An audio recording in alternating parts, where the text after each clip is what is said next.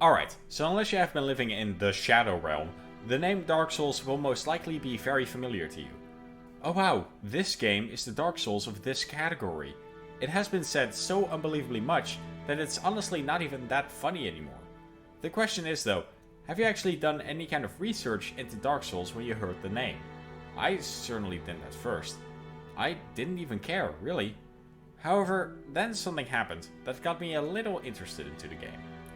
Two people I knew that didn't know each other started playing Dark Souls at around the same time. Obviously, this was funny to me, and thus I decided to check out what the games are all about.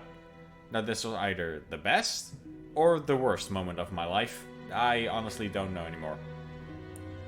Whatever the case, I got interested in Dark Souls. The problem was though, was I interested enough? I did think it looked kind of fun, but the reputation Dark Souls had as a game that would kill you twice in a row on Christmas Day didn't help convince me to play it.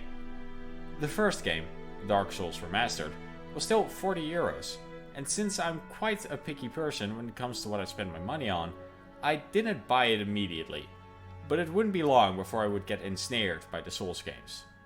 So I was sitting in Discord with a few friends, and I said something about debating to buy Dark Souls, and one of my friends went insane. Apparently that struck some kind of chord, and there we go. That was the last push I needed to actually go buy the freaking game. And now, I have played every single Fromsoft game. Except for Demon Souls, and whatever game before that. But, I will play Demon Souls eventually, just gotta get that PS5.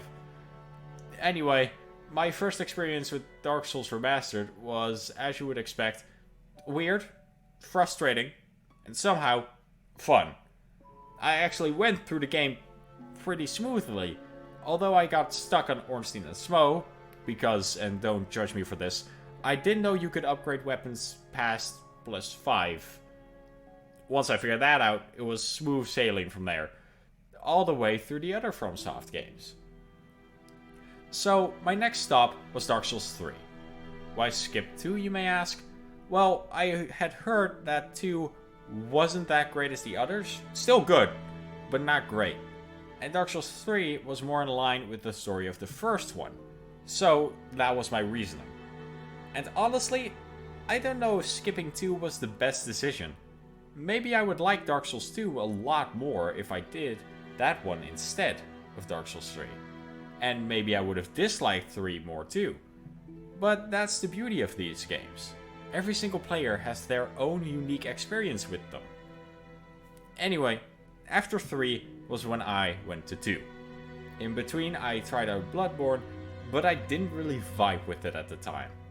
Don't worry though, after 2 I went back to Bloodborne, and then that game finally clicked. And I agree that it's one of the best FromSoft games. All of these games went without too much trouble.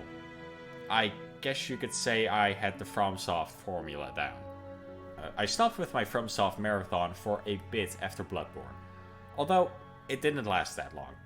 Because soon after I started my break, I heard that this fabled game called Elden Ring was also made by From Software. Now this forced me to think for a bit, because you see, not only did I want to play Elden Ring, I also wanted to try out Sekiro. And Elden Ring was releasing in like less than a month. So what was I gonna do? I decided to take a risk and try to beat Sekiro before Elden Ring would come out.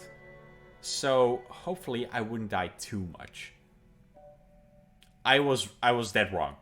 I died a lot. Like, a lot. Sekiro's hard, man.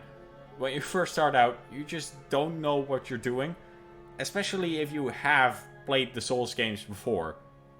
You see, having played the Souls games is a good thing for Sekiro, because you know how FromSoft works. You immediately recognize the Estus and that kind of thing. The combat though, oh boy the combat. If you've played any Souls game before Sekiro, you will suck so much at Sekiro's sword fighting. It's incredibly fun when you do understand the combat though, but it takes a lot of time to get used to.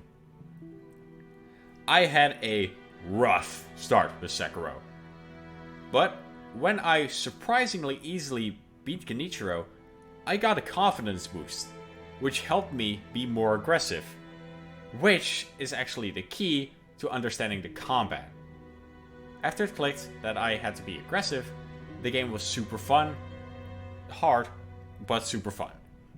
And of course, what do you think came next? Freaking Elden Ring, baby!